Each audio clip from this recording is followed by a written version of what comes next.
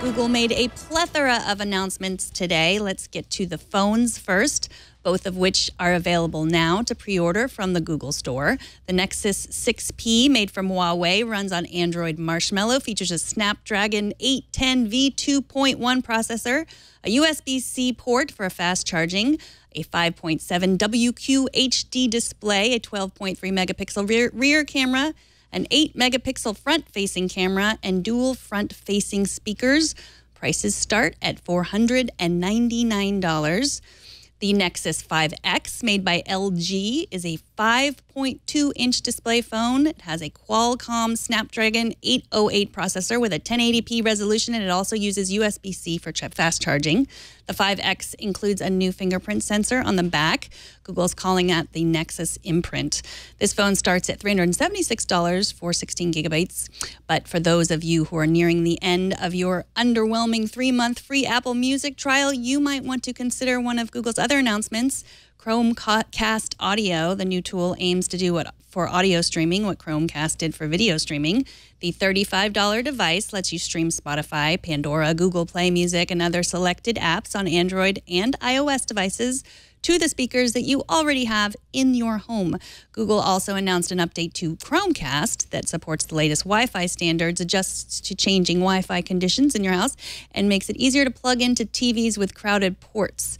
Now, more than one journalist is ominously calling the new Chromecast the Trojan horse in our home because it's a somewhat stripped-down, simple tool instead of an all-in-one solution. Chromecast allows Google to serve as the interface between your hardware and all of the content that you want to consume. They don't have to worry about where the media comes from or what software controls it, but they're hoping that the devices are so cheap they'll be as ubiquitous and as unobtrusive as their search engine. And finally, there was the new Pixel C. This is a tablet that some are already calling Google's answer to the iPad Pro. We'd heard rumors that the newest Pixel would not run the Chrome OS as the largely unpopular previous Pixels have done, but like the Pixels of the past, the Pixel C is not so cheap for what it is. The tablet starts at $499, but the keyboard will cost you an extra $150. Google says it will be available in time for the holidays. Mike Elgin, TWiT's news director, was at the event this morning. He says that there was a lot of excitement about the Pixel. He also said that it has a 4-microphone array, which would allow it to respond to voice commands, and which means that it would also function as a home automation device like the Amazon Echo. If you want to see the rest of the announcements Google made this morning, you can download or stream our TWiT Live special at twit.tv. And in other news, whistleblower Edward Snowden is now on Twitter. You can find him at Snowden, which leads to my first question. How did he get that name so late in the Twitter game?